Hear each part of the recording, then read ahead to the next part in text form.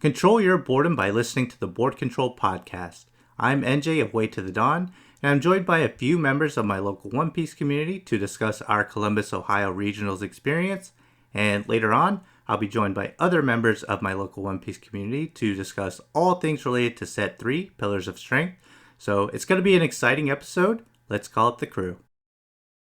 Pere, pere, pere, pere, pere. Pere, pere, pere, pere, pere. Pere, pere, pere, pere, pere. All right, so I got some members of the crew together, and we all just got back from our regionals this past weekend, and we had some pretty strong performances, especially from these two here. So, how's it going, guys? Going all right. Pretty well. Yep.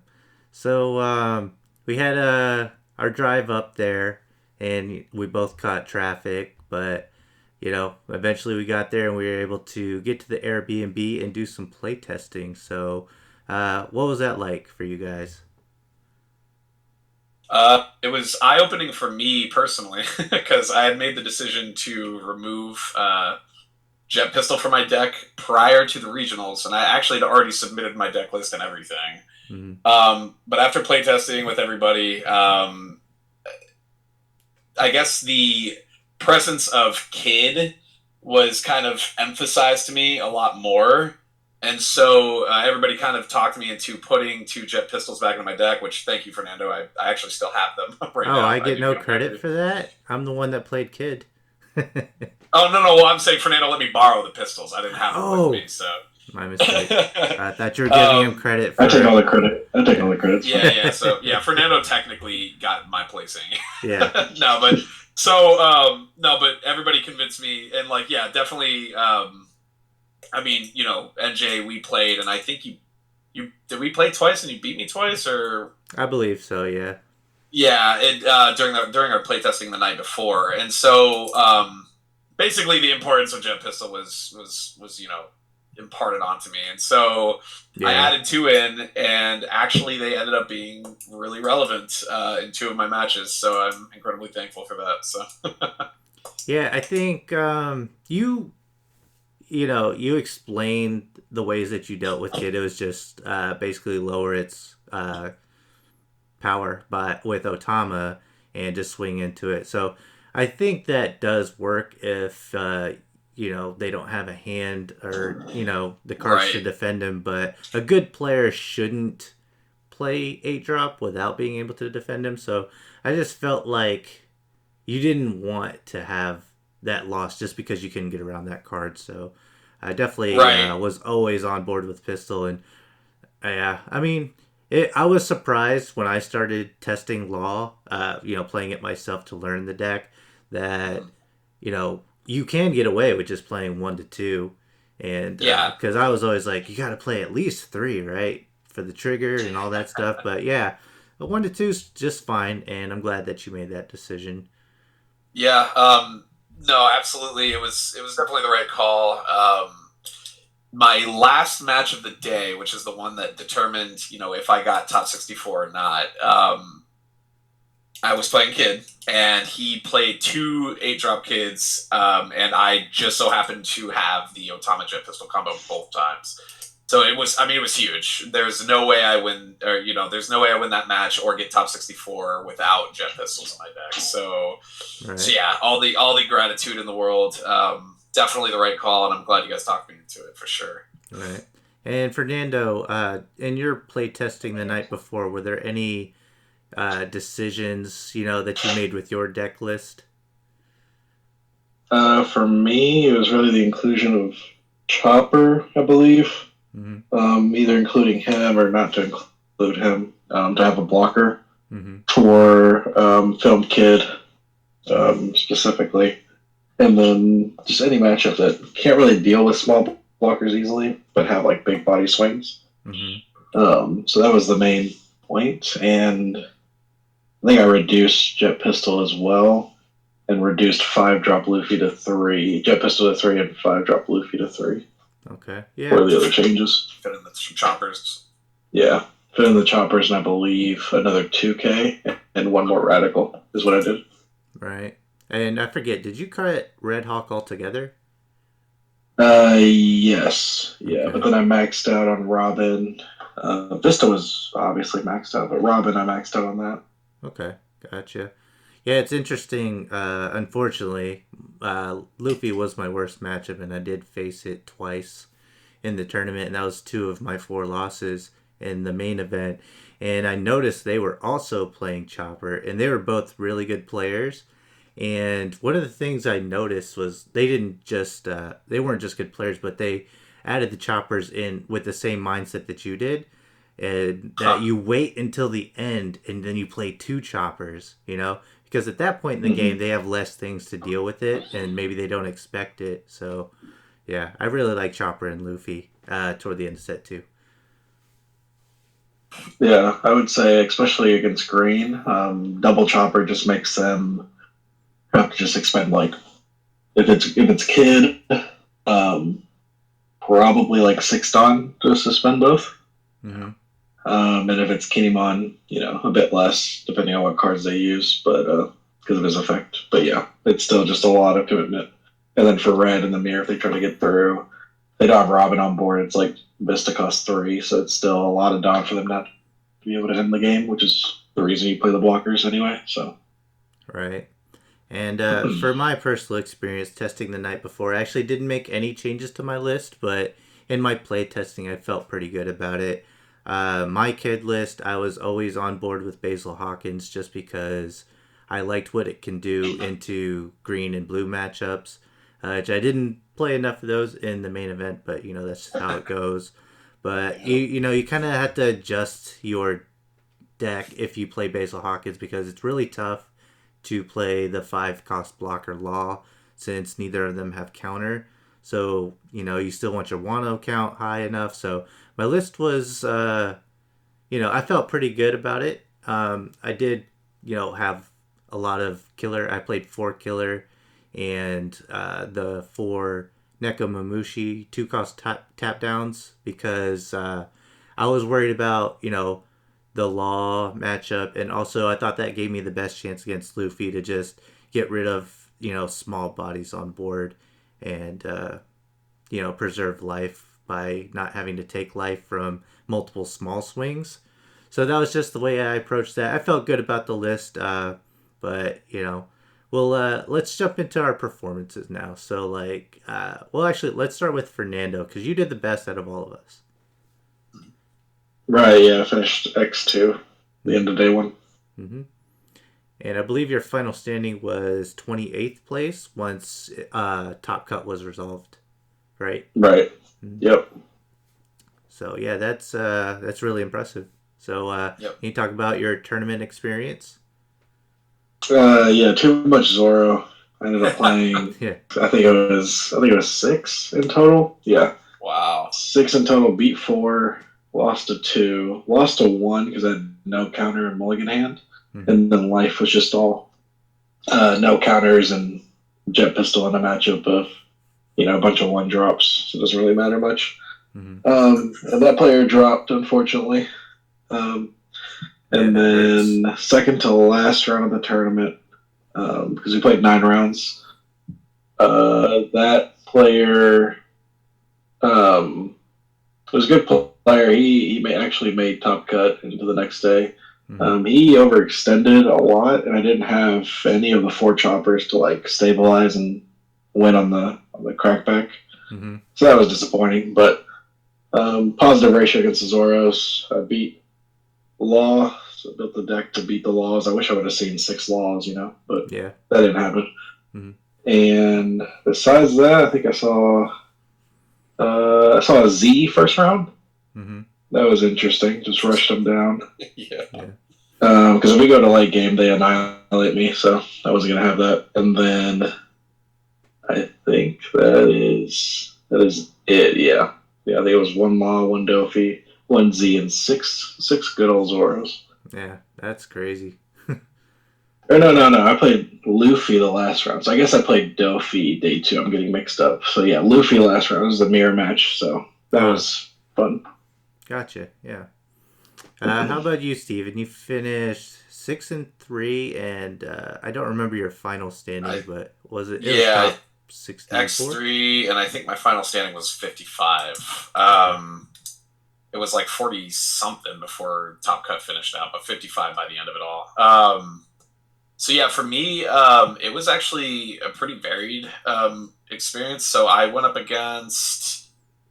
So I was 4-0 going into the 5th round, so I felt pretty good about that. And then I went up against a smoker, and just saw a very poor hand. Unfortunately, the loss was due to a brick. I know the smoker matchup, and I can beat smoker, even though I feel like smoker does have some advantage against Law. It was unfortunate because he didn't see any of his early parts, and I didn't see any of my early parts. But he saw all of his late parts, and I could not stabilize. So if I had the early game, I think I would have easily gotten the match. Unfortunately, just after a mulligan, I just still had a bricked hand, and there was nothing I could do about it. After that, I went up against a Doflamingo X1, and unfortunately, I kept a poor hand, which that's on me, obviously. I kept the hand that was all early game, no late game. I think I just had PTSD from the previous match, so I was like, okay, I'm going to make sure I build the board this time. And unfortunately, the Dofi blew me out. And then from there, it was just... I ended up getting one more loss, but I ended up winning out beyond that. So yeah, I'm trying to remember what all my matchups were. I know it was 2 Dofi, 2 Smoker. I know there was a Luffy in there. There was 2 Kid. Yeah, because CJ was one of them, unfortunately. And then Zoro, I think, was the last one. I managed to escape all of the new gates, thankfully, all weekend. As a matter of fact, I didn't even play any in my side event the next day.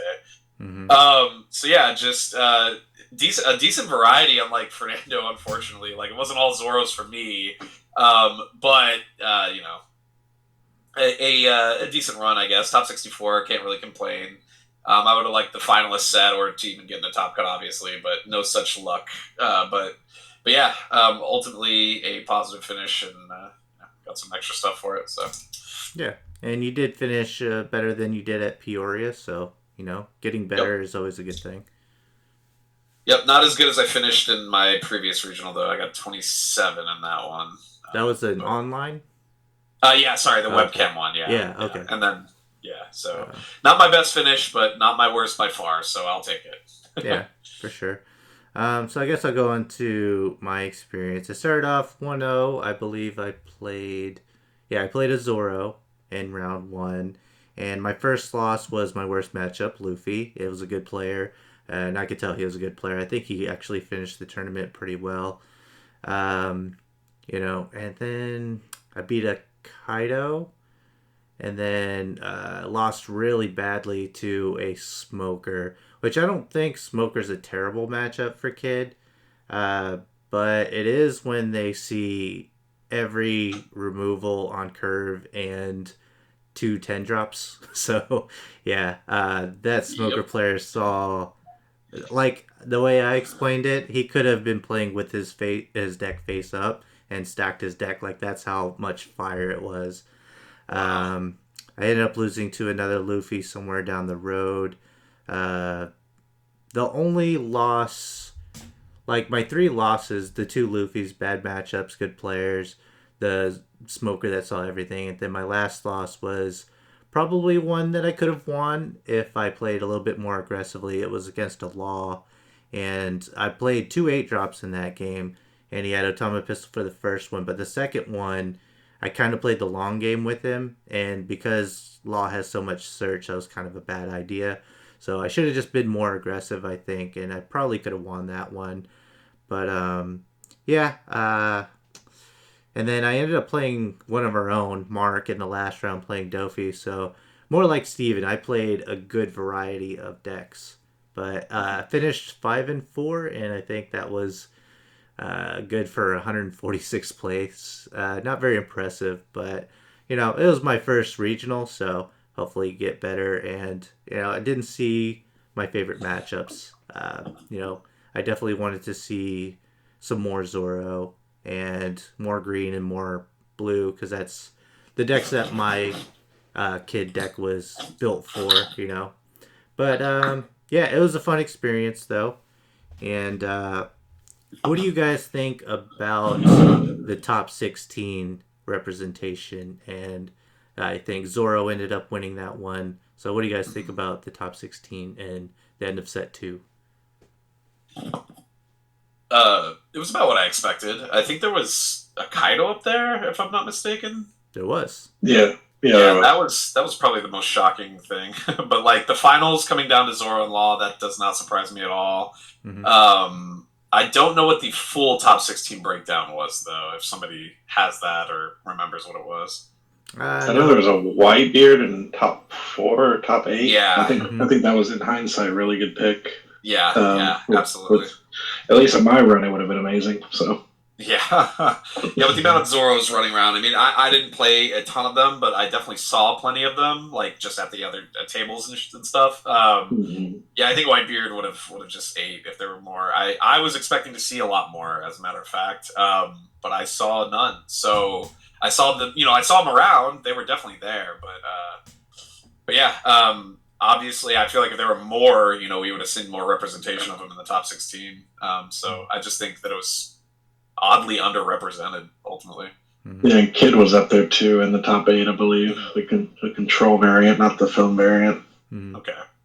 Yeah, that was the better way to go, I think, in that tournament. I believe there was definitely a Luffy up there too.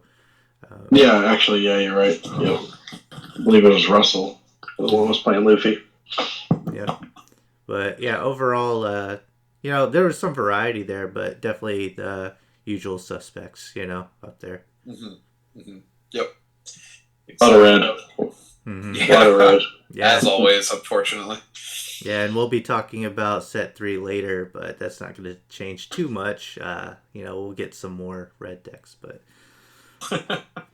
yeah. So those were our finishes and the runs that we had, but we did have another day of side events where I fared much better.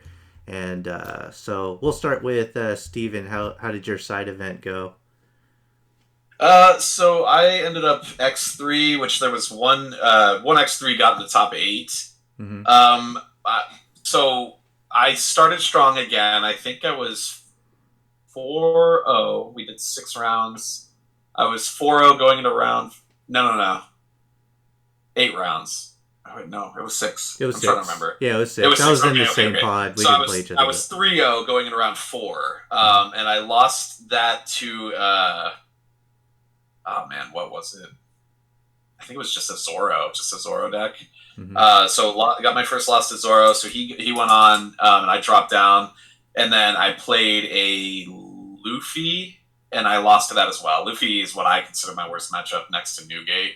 Mm-hmm. So I was X2, and both of my opponents. So my first loss had won the next round, so he was going into the final match undefeated.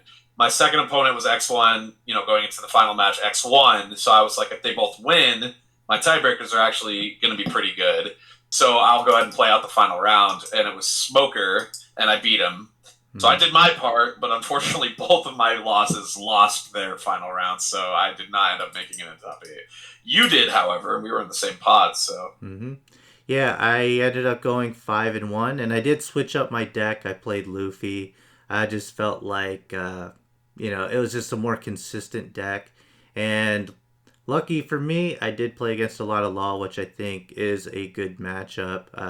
Law can definitely beat Luffy, but, it takes a skilled pilot and things to go right for you. But Luffy has so much removal, especially for small bodies, that Law, I think, is a favorable matchup. So I was able to take down at least 3 Law there, and there was this one I felt really bad for him because I saw everything. Like, I talked about how that Smoker player could have played with his deck faced up and stacked. Like, that's how I felt like my deck was running at the time. So, yeah, I saw, Nice. a pistol for every blocker Law that he dropped. I saw Nico Robin. Then once he was able to deal with the first one, I dropped another Nico Robin. And, it was just a rough time for him. He had, no chance. But so I it's to the point where I did feel bad for him.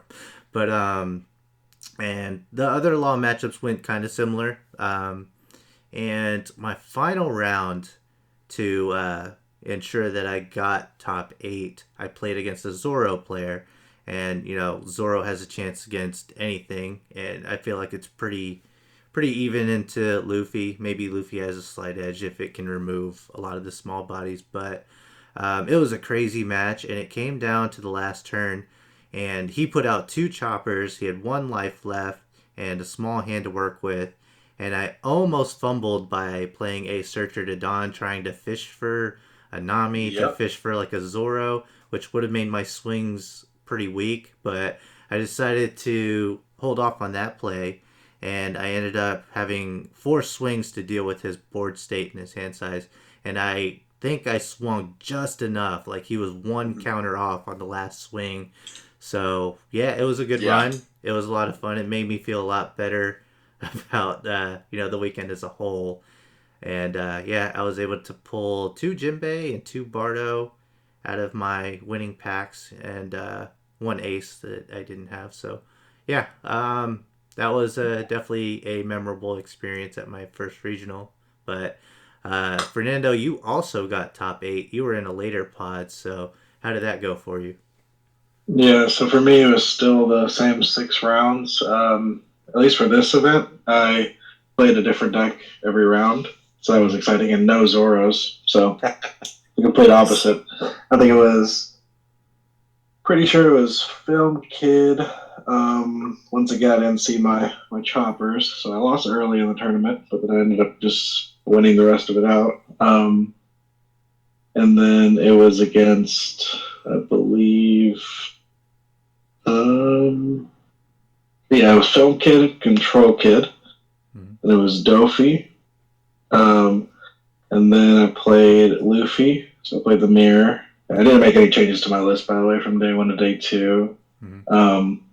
And then I played Whitebeard and Law. So the 2 matches the 2 final matches are matchups that like I feel pretty good in, and I feel Luffy's pretty good in too. So it's pretty good to close out the tournament. Yeah, I actually watched your last 2 matches, and high level play. Like you're a good player, and I thought you made like the perfect plays throughout. The last Law that you played against was the interesting one. It was the Dagara starter Nami version. Very aggressive Law build, and so in our local meta, Steven's the one that usually plays the Law. And he hasn't played that variant, so when he was playing that and turn 2 had like 4 bodies on board, I was like, all right, okay, this is he's gonna shambles, so I can't stop this even if I Vista Robin. So yeah, it was kind of like a race, and I think I finished the game with a double 9 swing because I saw him search out a 5-drop Luffy, so he was also playing that. So yeah, very aggressive build. Yeah, way different at the end there. Yeah, it's just cool to see. And congratulations to you on also getting top 8. You actually placed higher than me. I got 7th, I believe, in top 8, and you got 4th, right? Yeah, I got 4th. So the guy that beat me with the Film Kid, he ended up going X2. So I didn't squeeze into 2nd because of that. So that would have been awesome because I think you get 2 more. Yeah, 2 more. So.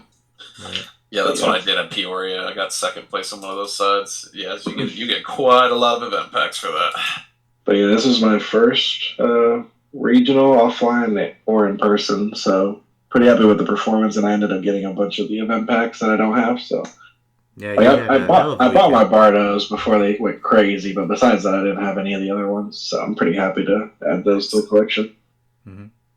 Yeah, and you got kind of the same pulls that I did. You got like 2 Jinbei and 2 Bardo, the 2 money ones. So that's awesome. Yeah, that's really cool. So you lost in your side event. You said you lost your first round?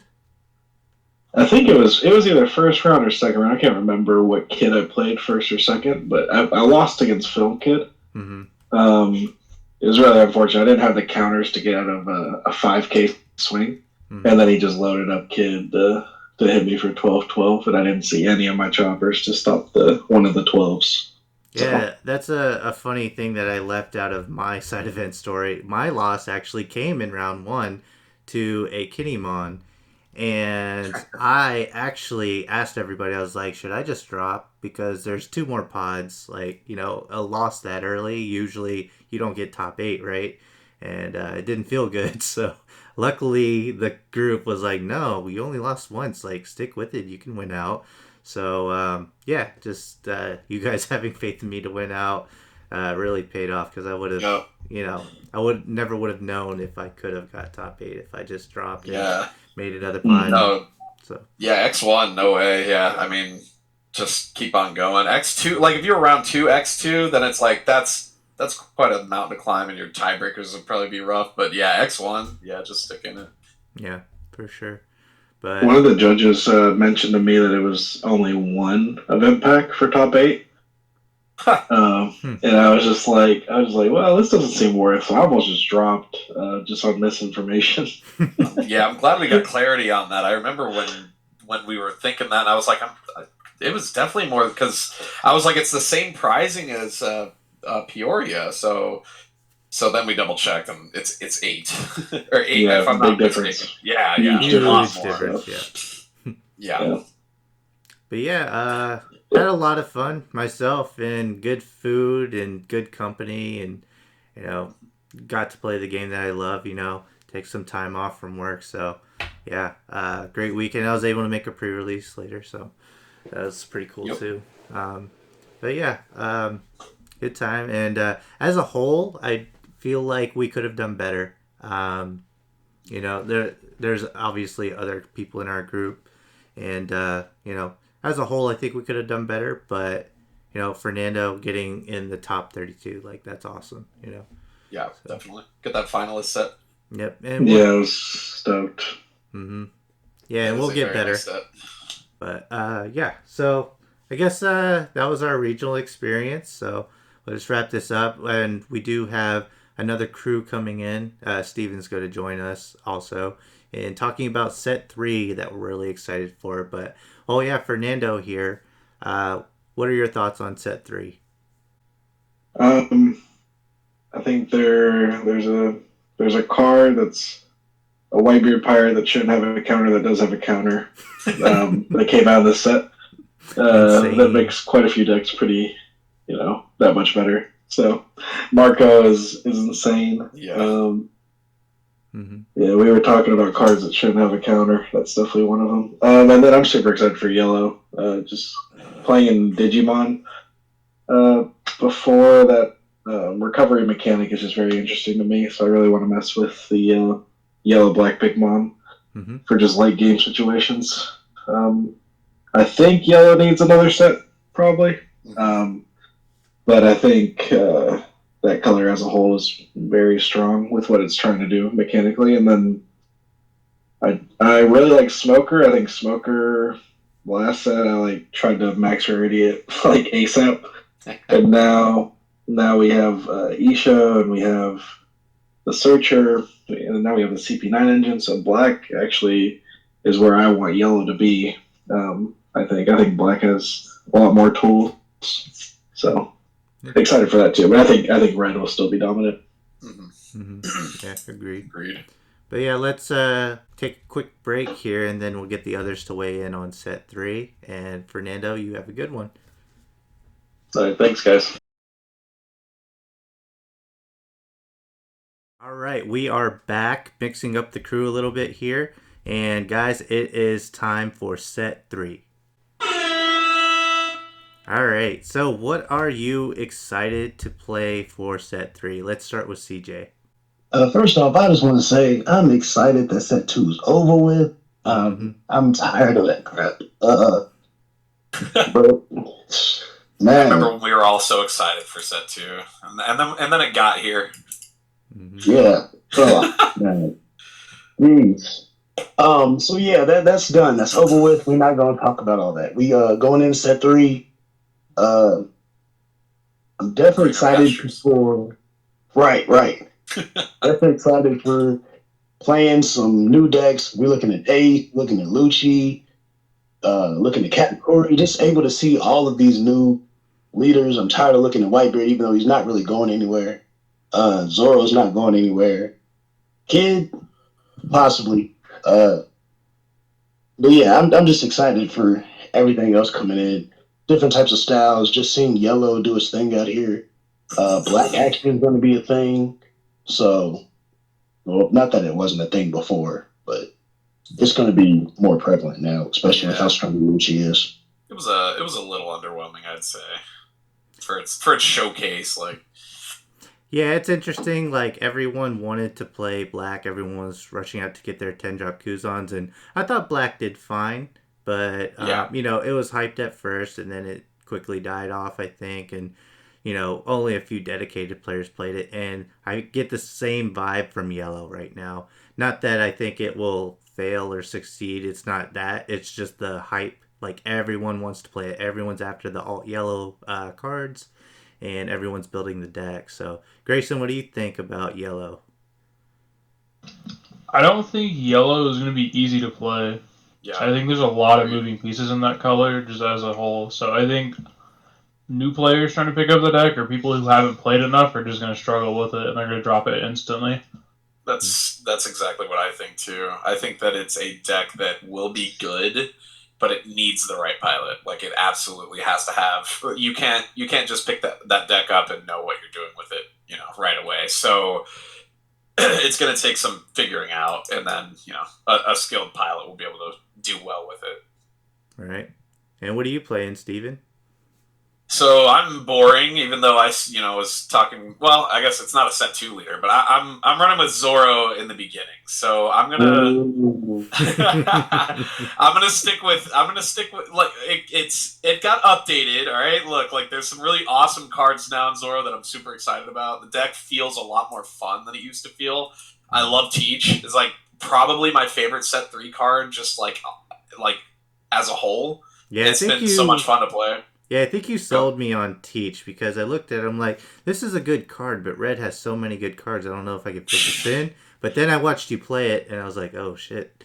Yeah, in Zoro specifically, and I mean, it's just like being able to drop something and get value out of it, like drop like a buggy, get value, and then get double value with Teach is like absurd.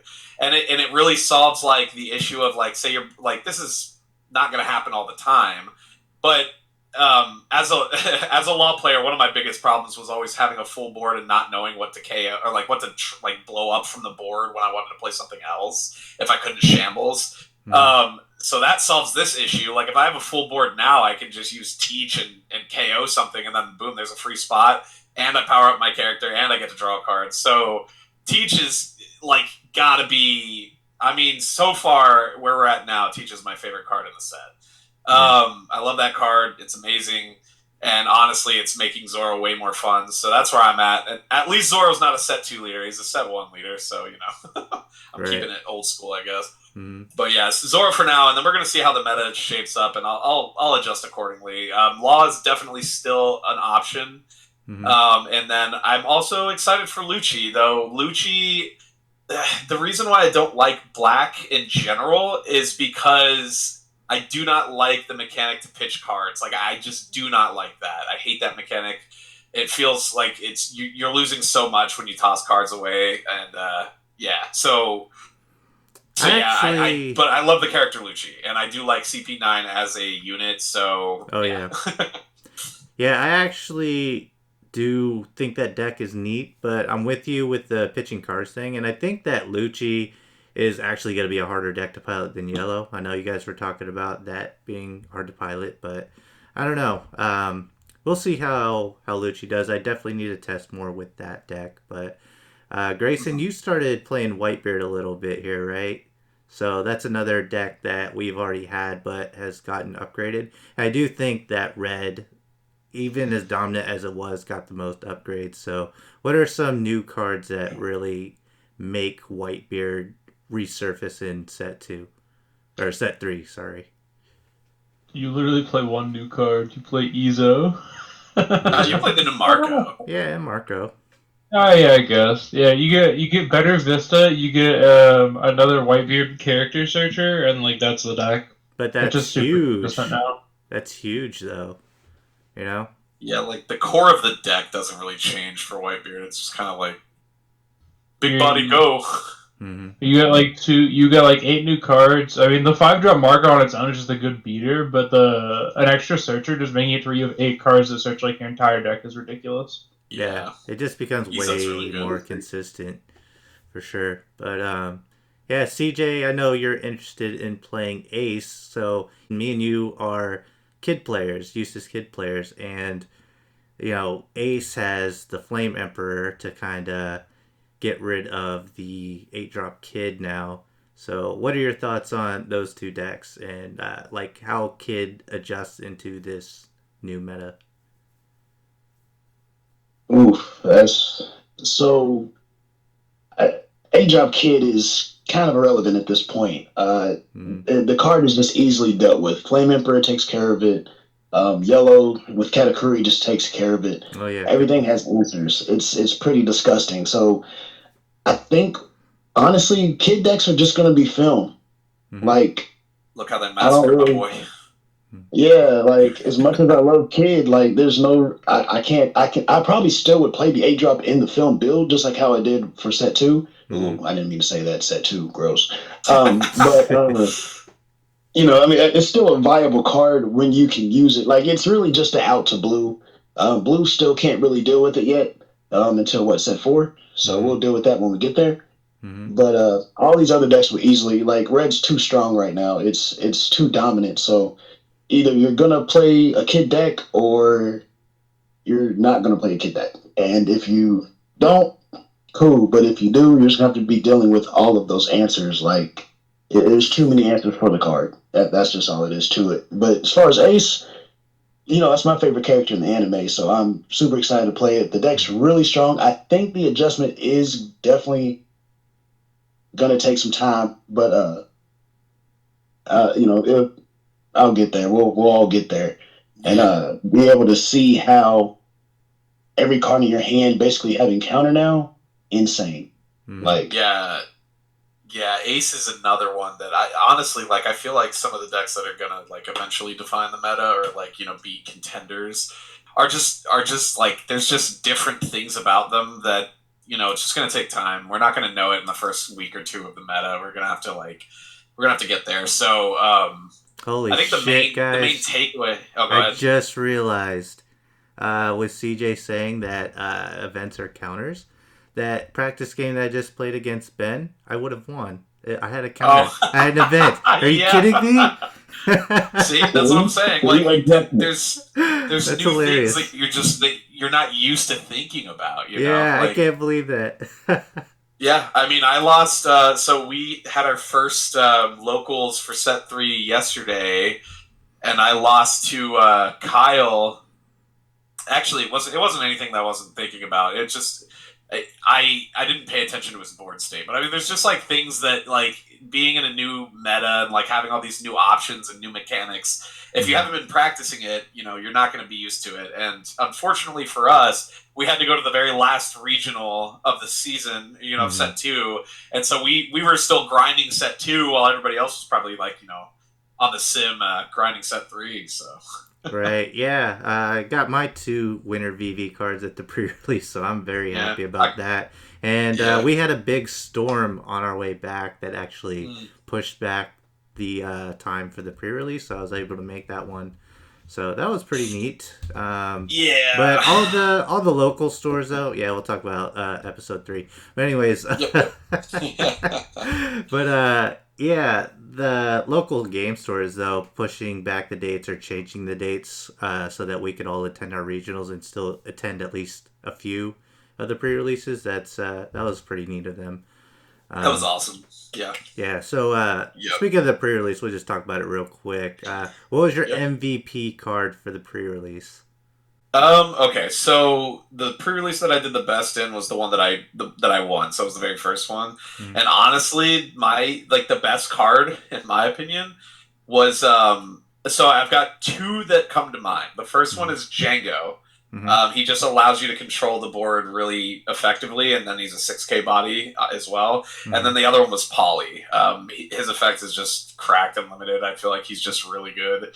Right. I played Zoro, of course. I feel like that's just one of the few solid options to play. Unfortunately, there's not a lot of them in limited. Yeah, Katakuri was surprisingly good. Yeah, no, I agree. Katakuri. So with the exception of the first one, every pre-release that I did, otherwise, I brought a Katakuri just in case I pulled a big bomb. Because if I did, I was playing him, but I never did, unfortunately. But yeah, Katakuri was good. That was my very first match, and it was actually really scary. Yeah, what about you, CJ? What was a card that was memorable for you during the pre-release? Definitely gonna go with. Well, let me start by saying I did play Kid for all the pre-releases that I went to. Nice. I had got to give my boy a run. Yep. But 2 cards definitely come to mind. The first one is going to be, I think it's Crossfire, the one that gives your leader +4. Oh no, Or is that's that Fiery Fireball? Doll. Fiery Doll. Fiery Doll. Oh, Which is yeah, that actually one. really disgusting with Kid. Oh, it's Game just ender, like man. literally just 9K. Okay, cool. I Yeah. win. Like, That's rough. scoop it up. Let's go. Mm-hmm. Then the other one is definitely going to be Fire Fist. That was just dumb. Like, I literally got events like crazy out of my pack. So I would just be like, all right, cool. You set up all these blockers. All right, Fire Fist, blow that one up, and then go ahead and just swing. And you just keep going like from there. It was insane. Like, I think I actually was X1 at every one of my events just by doing stuff like that. So Right. those would be my 2. Okay. What about you, Grayson? You got any favorites from the pre-release? Your favorite format? Yeah, my favorite format. I think the Katakuri leader did pretty well, and then I don't know. I only played in the one on that way back, and I didn't pull very well, so I just kind of like suffered. Yeah, fair enough. I feel like Mochi was pretty good, but Buzzcut Mochi. yeah, Mochi was just always good at like any point of the game. If your opponent got to aggress on you early game, you could just like use it as a clapback card. Honestly, all the yellow removal felt really good. Gotcha. I never got to see Fire Fist, so I couldn't tell you how good that card was. But from reading it and having it happen to me, I would assume it was pretty busted. Right. Yeah. I have so many cards, like I said, I did get 2 Winter VV cards, but the Fiery Doll was definitely a great card. The 3 Sword style, the new basically jet pistol for blue, was so good for me in all my pre-releases. And I think Fukuro was really good too as a blocker that you could remove, because there was some random removal in the format, so it was like, okay, you can't get rid of this. But I will say my pulls were godly in my last pre-release, and I was actually able to pull 2 Katakuri, 1 alt and 1 regular. So go ahead and brag about that. Yeah, well, I mean, as far as the tournament went, there was the first round where I saw a double Katakuri, and I also saw a double Katakuri in the second round. And I didn't see him in the third round, but I had other good cards to help me win that one. But yeah, Katakuri has to be my MVP, I suppose. Yeah, those pulls were nuts. I mean, outside of just having a viable, good card and limited, but it's also just a really like sought after card in general. So just getting 2 of them out of 6 packs is really good. Yeah. Yeah, you made out that day, man. I was pretty jealous. I was like, what? Yeah. Well, yeah, he shuffled the packs. Maybe he shouldn't have. Yeah, I don't know. It's random no matter how you spin it, so there's no way you could have known.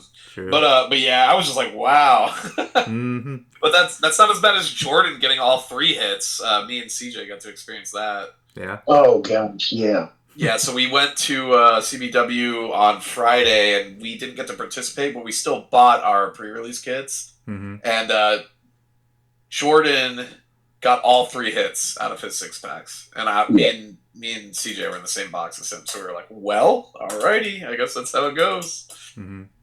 That's a good thing we weren't actually playing, because if we were, seriously, yeah, no doubt. Oh yeah, sure. Yeah, and over the regionals weekend, didn't you guys have an experience with pre-release that didn't go through? Yeah, so Heroes and Games in I don't know if I'm allowed to say this in episode 2. I think episode 3 is the beef episode, but just a small little tidbit. Heroes and Games. We pre-signed up. We were like a minute late to the door because their store is in a pretty confusing area. and they would not let us in because we were 1 minute late to the door. So they let people who were on the wait list take our spots. Right. And even though we're trying to talk to them, trying to be reasonable, totally unreasonable on their part, in my opinion. Mm-hmm. So yeah. Would not condone that shop, but I'll save it.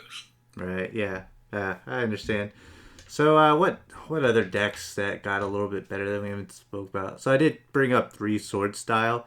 That helps blue a little bit. I also think it's Kaya, right? The draw 2K. card with the 2K counter. Yeah. So, Yes. I think that Crocodile has gotten a little bit of an upgrade. It's still hard for me to imagine that deck being tier 1, but I think it's up there with, like, the tier 2, tier 1.5 maybe. Does it overtake Dofi as the best blue deck now? I think that's going to take some play testing to actually see. Like, I think Croc and Dofi definitely got support. I know I'm not really that big a blue player, but since I do kind of like dabble with Dofi a little bit, I do kind of see like there's so much more filtering power in those decks now. Like between Saja King and Kaya being able to draw 2, and mill out 2 or pitch 2. I mean, it's definitely just allowing you to go into your pieces more often. Like I know with Dofi, you can play your Pacifista package and always have your Pacifistas, and now your opponent literally is always going to be scared to swing into your Kumas, and just being able to put that pressure on board. I think it's definitely keeping those decks contenders, but at the same time, red is going to be able to blow up a lot of stuff. So it just kind of depends on how those decks adjust to the red meta, if anything. Right. But I definitely think they're going to be contenders, like tier 1.5, if anything. Right, and my bad, I didn't even mention the best blue deck, Nami. So Self-mill. I had the pleasure of playing against one yesterday. Yeah. I won, but it was actually scarily close. He milled out down to, I think, 7 cards before I could. Wow. I actually looked at a Nami list, and just looking at the list and having it, kind of getting familiar with it in my head, just looking at the cards, and like wondering why they play this card, why they play this card, and then it all came together. It's like, wow, this is actually kind of scary, But I didn't expect to play against Nami so early on, but and when I went up against it, I was like, okay, this is gonna be like a shoe-in, right? Like I just blow this deck out of the water, don't I? And then I was like, okay, like getting toward mid game, I was like, actually, he might win this. This is actually pretty scary. Just like dropping Usops and like having like just like the potential to like mill 7 like at any given time. It was just a crazy. Yeah, it was crazy. I had to be on my toes with that deck. Thankfully, I got it, but I definitely think that Nami could be looked at in a few ways. Like, obviously, it got a card banned with Kabuji, right? So on one hand, I could see it being a little bit of a toxic deck. Mill decks usually are, but at the same time, it's also a fun deck. Like maybe someone that plays the game casually and they just want to go have fun, they'll play Nami. Yeah. So, and that is my favorite character, so I'm glad she got a leader card. So. Yeah, no doubt. I like the alt Nami, even though I do not plan on playing that deck at all. But I definitely would like to get my hands on that leader. Yeah, same, of course. I do. It's my opinion that I am not a big fan of these alt leaders in general, but I do like the Nami one. I know where this is going. Yeah, the Ace is not my favorite. I think the regular Ace looks better. Lucci is not my favorite, but I think Arlong looks good. I think Charlotte Linlin looks good. But Katakuri, he looks awesome. Yeah, he looks good too. I guess I like maybe it's just Lucci and Ace. I don't know. You don't like Lucci either? What? It's just their faces. I don't really like their faces. They just look weird. I don't know. But I did pull an alt Ace, which did make me happy just because, money. But it's money, yeah. Yeah. So you're definitely going to use it. Yeah, it'll sit in my binder for sure. That's crazy. I don't play with money. I keep that for collection. So. But yeah, so one color we haven't talked about yet, and we'll go to Grayson for this one because he's used to playing purple. Uh, Iceberg. Do we even talk about Iceberg? Like, is that the No. biggest disappointment? I think we talk about OP3 Kaido first. Okay, sure. If the meta slows down enough for boss monster format, I think Kaido has a chance to like do well again. Mm-hmm. Holding on to hope with that Kaido deck. What about Hey, Magellan? Hey, I Better mean, than Iceberg. you did well with it in set 2, so. Yeah, he did. And if Whitebeard comes back, That's true. You could have a chance to just eat.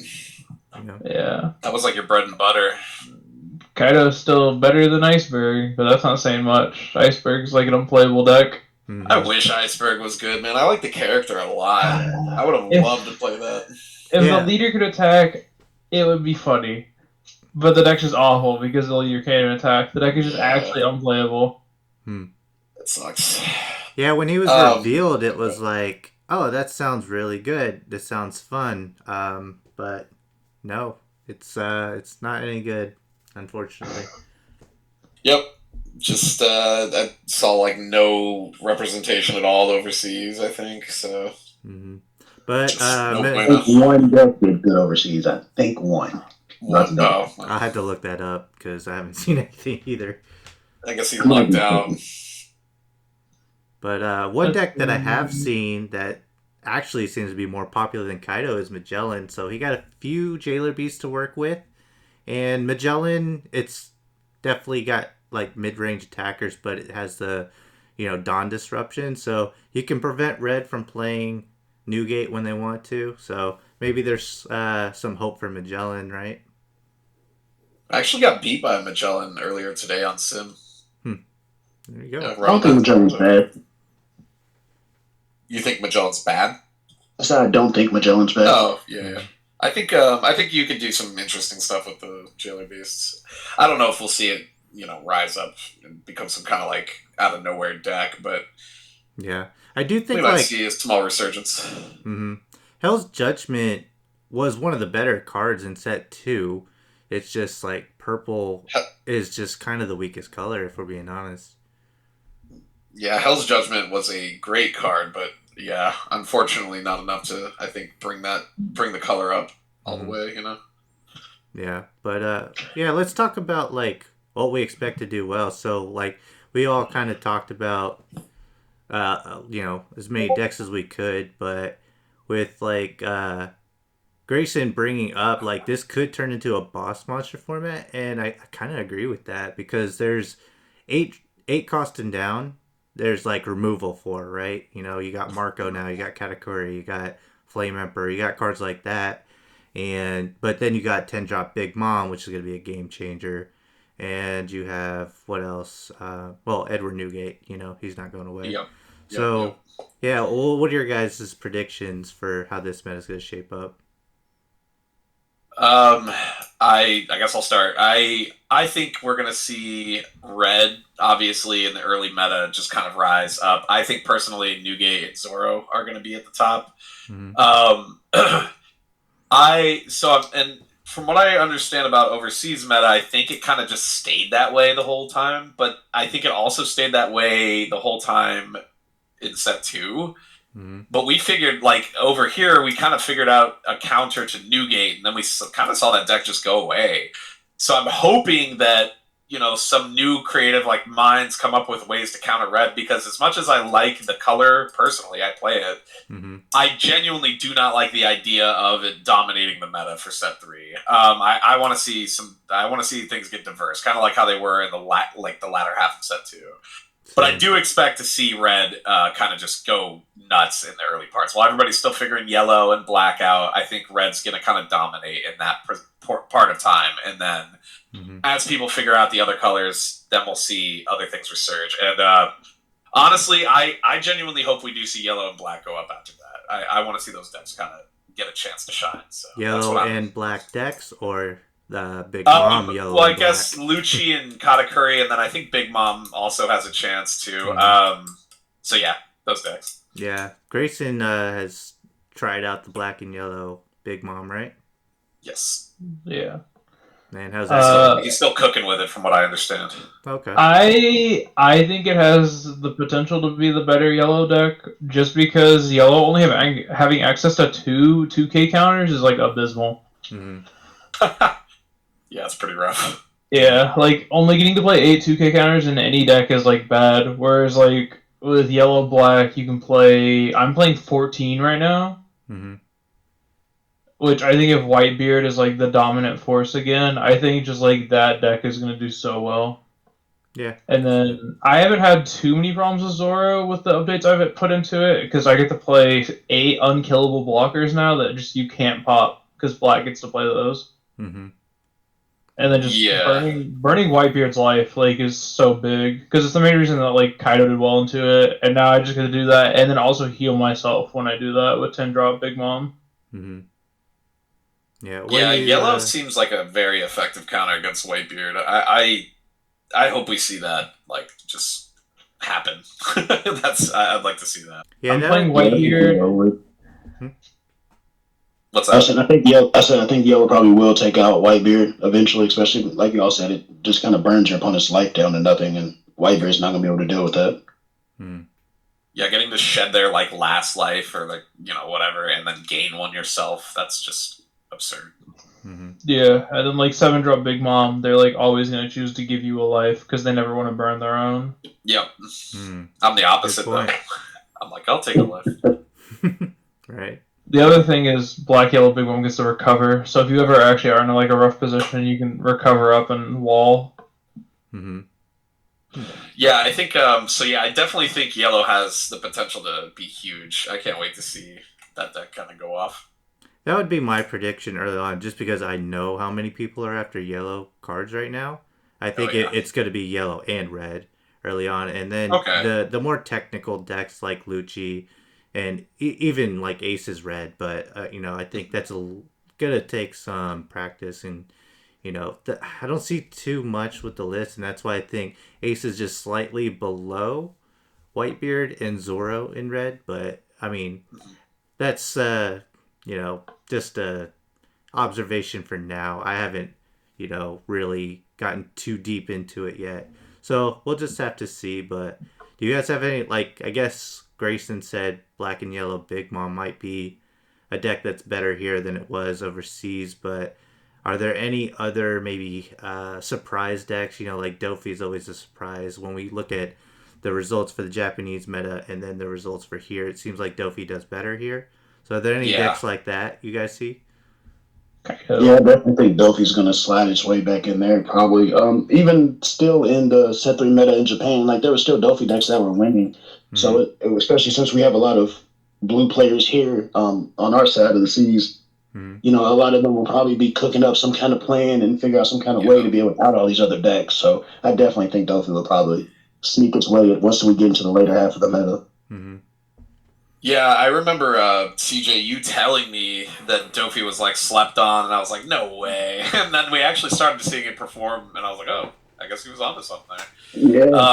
Yeah. I honestly, I don't know. To answer your question, NJ, I don't know really. So Grayson said Kaido, CJ thinks Dofi. I really don't know. Mm-hmm. But I want like anything new, anything from set 3. Like genuinely speaking, I want the game to like stay fresh. So I want when new leaders come in, I want them to do well.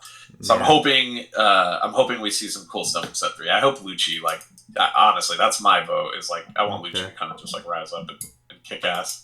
Right. Well, we know it won't be Iceberg, but hey, maybe Arlong. Maybe someone will find it. Wait, who said Arlong? I forgot all about Kuro. I was gonna say, yeah, Kuro.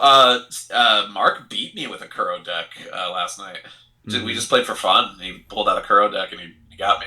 Mm-hmm. So it's a pretty interesting deck. Yeah. I know one deck that Nando brought up that we haven't talked about yet, just bringing it back from set 1, Blue Purple Crocodile, I think. I've heard that floated, but I don't know. What was he saying, is going to make that? Basically, I think he was saying how that deck gave red problems, during its sort of reign there. and obviously there are better cards to work with now, so it's probably something that, you know, he might look into on the side, and we'll see. Maybe that'll be a deck that people can get to work in their meta. Yeah. Yep, I want to see a shakeup. That's all I care about, really. It's just new stuff and new tricks and, you know, exciting shakeup to the meta. That's what I want. Absolutely, yeah. But yeah, hopefully it doesn't get stale with all the red for sure. I could see that happening, and you know, that's kind of the downside of looking ahead because set 4 has so many amazing looking cards, and it's gonna change some things. But I've always been the type of person to just be in the moment of what we have now. So set 3, that's like, you know, we've known about these cards for a long time, but I have not gotten into it until this past week. So yeah, there's still so much new to me. But I'm excited for it. I think that's the better way to approach it. You know, not trying to push my way on anyone, but, you know, it's fun to look at the cards when they come out. But usually I'll see it, be like, oh, that looks great, and then I completely forget about it because I'm in the set that we currently have. You know, so yeah, I'm kind of the same way where I will look, like I'll glance at the cards and be like, oh yeah, that's some cool stuff coming down, but I sink all of my focus into the here and now, just because I play quite a few flagship tournaments each set, so I can't really get bogged down on the next set. You know, I kind of got to keep my focus here. But what I did set 1 going into 2 is like the last week before the set ended, I just grinded set 2 on the sim. I didn't get to do that this time around, unfortunately, because I had the regional right at the end. But but yeah, I mean, I'm excited for set 4, but yeah, just like you said, my focus is firmly in set 3 right now. We just got here, and already I'm loving the new cards. So yeah, for sure. All right, well, any final thoughts on set 3? Anyone? Put Newgate down. Yeah. Okay. Put that deck away. Let it rest. Bruh. Zoro player complains about Whitebeard is a crazy statement. Look, yeah, it's fine. I don't care. I don't like Newgate. I like Zoro though. Yeah. Slightly less privileged red deck complains about other red deck being more privileged. I'll switch. I'll adjust. We'll go back to law. Just give him a little bit.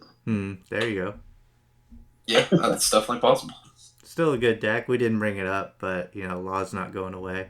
So I just don't think there's much to bring up about it. I think it remains relatively the same. There might be some new build that pops up, so we'll see what happens. I'm waiting for the first, like, I know there's some flagship stuff in July, so we should be getting some interesting results, like, to look at and consider pretty soon. So right, yeah, I don't think law likes the new of the decks for Whitebeard. The next 30% Zoro, and then 20% other. I hope not, but probably. Yeah, that was my prediction. We'll just have to see how it goes. Yep. But, yeah, well, that was a good discussion on set 3. I think we'll just wrap it up there. But yeah, I appreciate you guys being on the podcast to talk about set 3, and hopefully everyone has success. And for the, you know, most important thing, just have fun with you know, experiencing this new set. So, but yeah, that does it for this podcast. So, meta. What's that? Donut meta. Oh yeah, for Jordan. For Jordan, Darn. Donut meta category, right? Yeah. Yep.